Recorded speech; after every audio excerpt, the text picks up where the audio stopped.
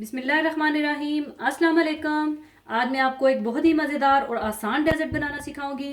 और जिस मुल्क में मैं रह रही हूँ यानी स्विट्ज़रलैंड, जिसे दुनिया की जन्नत भी कहा जाता है, यहाँ की ये बहुत ही पसंदीदा स्वीट डिश है। और ये बेसिक फ्रेंच डेजर्ट है, यानी फ्रांस की स्वीट डिश है, जिसे फ्रेंच में crème brûlée कहते हैं, यानी जिसका मतलब है बर्न्ट क्रीम। और ख़ासकर दावतों में बनाने के लिए ये बहुत अच्छी रेसिपी है, क्योंकि नॉर्मली दावतों में तो हम हलवे, खीर, गजरेला या फिरनी वगैरह तो हम बनाते रहते हैं, लेकिन अगर हम कुछ अलग आम रूटीन से हटकर बनाएंगे तो मेहमानों को भी महसूस होगा कि कुछ नया है। तो इसको बनाने के लिए हमें चाहिए होगा लिक्विड क्रीम हाफ लीटर, जो कि आपको आसानी से किसी भी मार्केट से मिल जाएगी। 4 अदद अंडों की जर्दियाँ, चीनी 70 ग्राम, जो कि तकरीबन 4 टेबलस्पून के बराबर होगी, और वनीला बीन्स। और अगर आपको वनीला बीन्स आसानी से ना मिले तो आप इसकी जगह वनीला एसेंस या वनीला शुगर 1 टीस्पून ले सकते हैं। और इसके अलावा अलग से हमें ब्राउन शुगर चाहिए होगी crème brûlée के ऊपर डालकर कैरामलाइज करने के लिए। और अगर आप वाइट चीनी का इस्तेमाल करना चाहते हैं तो आप वाइट चीनी ले लीजिएगा, जो कि 60 ग्राम ब्राउन शुगर है, जो कि तकरीबन 2 से 3 टेबलस्पून के बराबर होगी। और जिस चीज़ के साथ मैं ब्राउन शुगर को कैरामलाइज करूंगी वो है ब्लो टार्च। ये आपको किसी भी बड़े स्टोर से आसानी से मिल जाएगी। और अगर किसी वजह से आपके पास ब्लो टार्च नहीं है तो वो तरीका भी मैं आपको बताऊंगी कि आप किस तरह से शुगर को कैरामलाइज कर सकते हैं।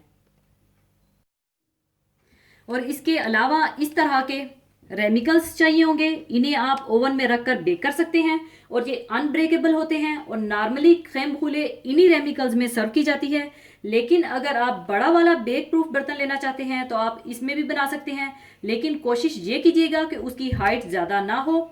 या फिर आप एल्यूमिनियम के इस तरह के कप्स में भी बना सकते हैं। सबसे पहले आप अंडों की जर्दियाँ और 70 ग्राम चीनी को मिला लें।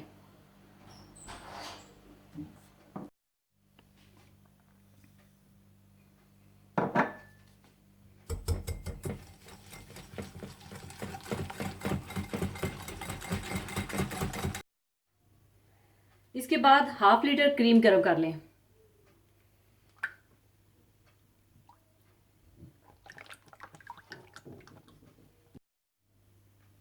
और साथ ही आप वनीला स्टिक को काट कर इसके बीज निकाल कर क्रीम में डाल दें।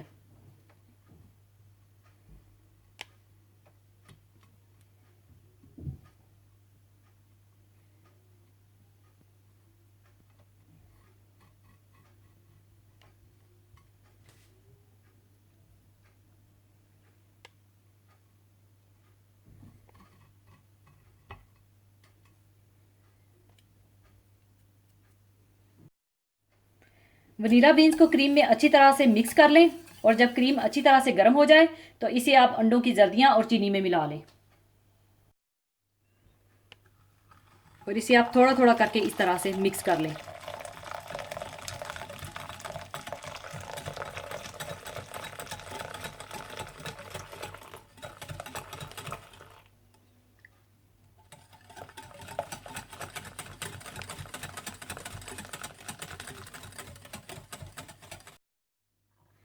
और अब आप ओवन को 120 डिग्री पर प्रीहीट कर लें और इस मिक्सचर को इन रेमिकल्स में डाल दें।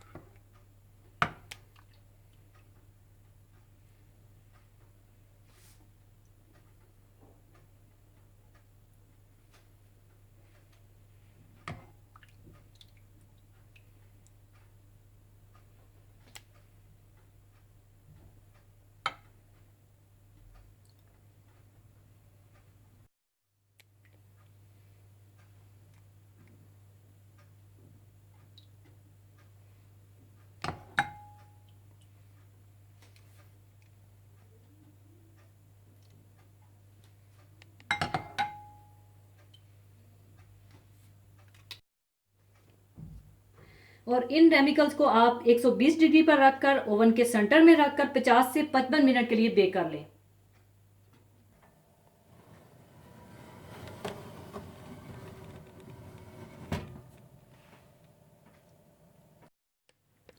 पूरे 55 मिनट बेक करने के बाद आप क्रीम ब्रूले को निकाल लें।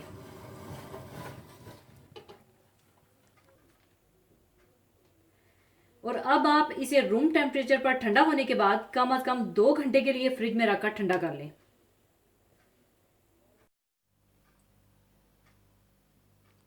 अच्छी तरह क्रीम ब्रूले को ठंडा होने के बाद अब मैं ब्राउन शुगर डालकर ब्लो टार्च की मदद से कैरामलाइज करूंगी।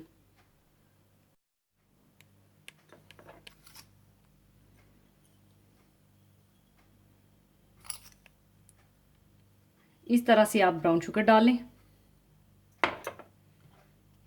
और इस तरह फैला लें और एक्स्ट्रा शुगर को निकाल दें।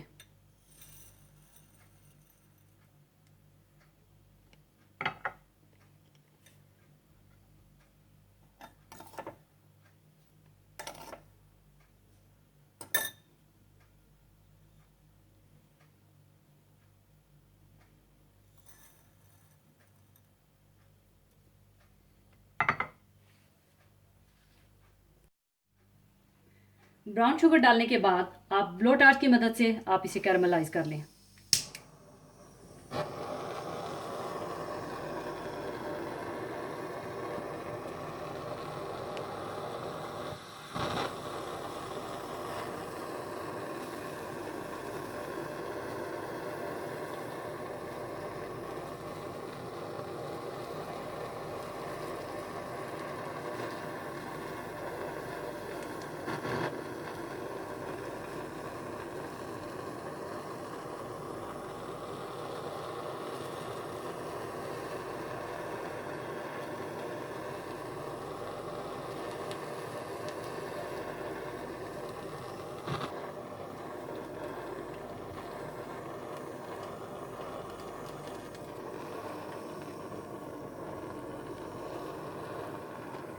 इसी तरह से आप सारी शुगर को कैरामलाइज कर लें।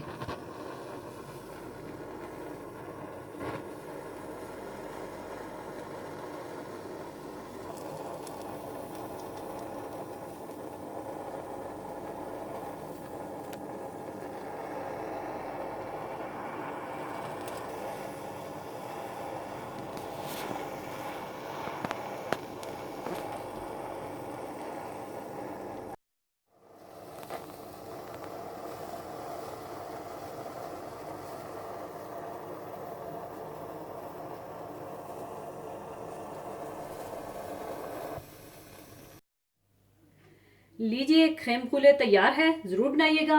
और अगर आपके पास ब्लो टार्च नहीं है तो आप शुगर को किस तरह से कैरामलाइज करेंगे, वो इस तरह से कि ओवन का जो ऊपर का हिस्सा होता है आप इन रेमिकल्स को बिल्कुल प्री हीटेड ओवन के ऊपर वाले हिस्से के करीब रखेंगे तो शुगर आपकी कैरामलाइज हो जाएगी। लेकिन जो सबसे बेस्ट और मज़ेदार क्रीम ब्रूले होती है उसके ऊपर से अगर आप चम्मच को टकराएंगे तो आपको क्रंच की टक टक की आवाज़ आनी चाहिए, जो कि मैं आपको अभी इसी तरह से करके दिखाऊंगी। ये देखिए, इस तरह से आवाज़ आनी चाहिए।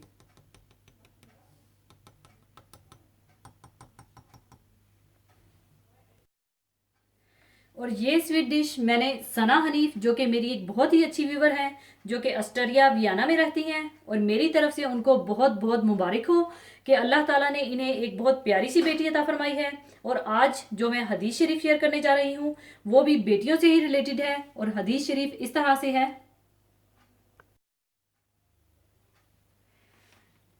हजूर सल्लल्लाहु अलैहि वसल्लम इरशाद फरमाते हैं कि बेटियां बहुत बड़ी नेमत हैं क्योंकि इनकी परवरिश पर जन्नत का वादा है।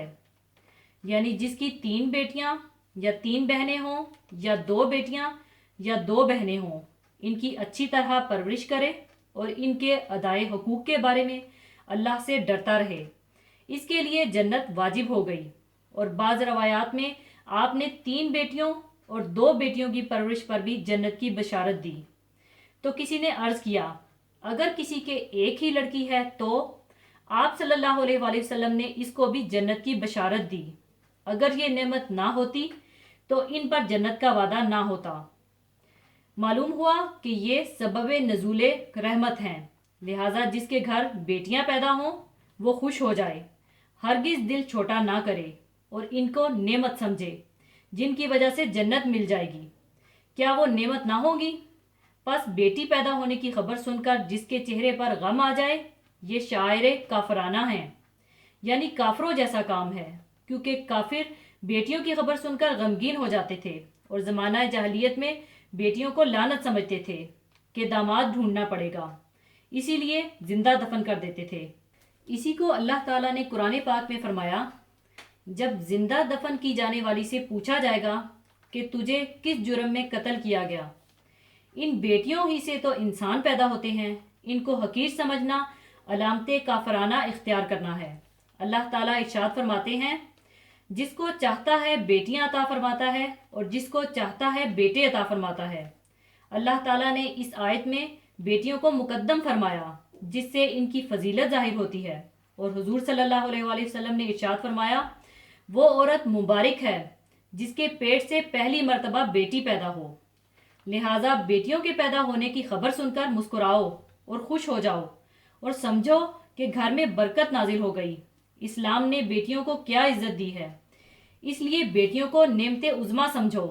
इन ही से तो औलियाए अल्लाह पैदा होते हैं। और सबसे बढ़कर कि ये कि हमारे हुजूर सल्लल्लाहु अलैहि वसल्लम जो दोनों आलम में अल्लाह ताला के सबसे ज़्यादा प्यारे हैं और वजह तख्लीक़े कायनात हैं, इनका नस्ब आपकी बेटी से चला। अगर बेटियां मुबारक ना होती तो अल्लाह ताला अपने सबसे प्यारे नबी का नस्ब बेटी से ना चलाता।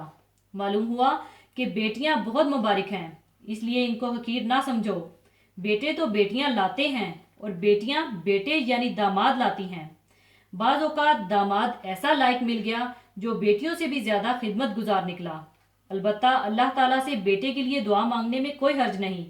इस नीयत से बेटा मांगो कि इसे आलम और हाफिज बनाऊंगा, ताकि वो अल्लाह वाला बन जाए, दीन का काम करे और हमारे दीनी इदारों को चलाए और हमारे लिए सदका जारिया हो। बेटियों के ज़रिए से एक और गैर इख्तियारी सुन्नत नाना होने की अदा होती है। हुजूर सल्लल्लाहु अलैहि वसल्लम नाना बने, दादा ना बने। लिहाजा जो शख्स भी नाना होने की सुन्नत अदा कर रहा है, वो अपने इख्तियार से नाना नहीं बना, बल्कि पहले उसके यहाँ बेटी पैदा हुई, फिर बेटी जवान हुई, फिर उस बेटी की शादी की गई, उसके बाद उसकी बेटी के यहाँ बेटी की शक्ल में औलाद पैदा हुई, फिर वो शख्स नाना बनता है। तो इन बेटियों के जरिए से एक गैर इख्तियारी सुन्नत नाना होने की भी अदा होती है। इसी के साथ मैं आपसे इजाज़त चाहूँगी। अपना बहुत ख्याल रखिएगा, दुआओं में याद रखिएगा। अल्लाह हाफिज़।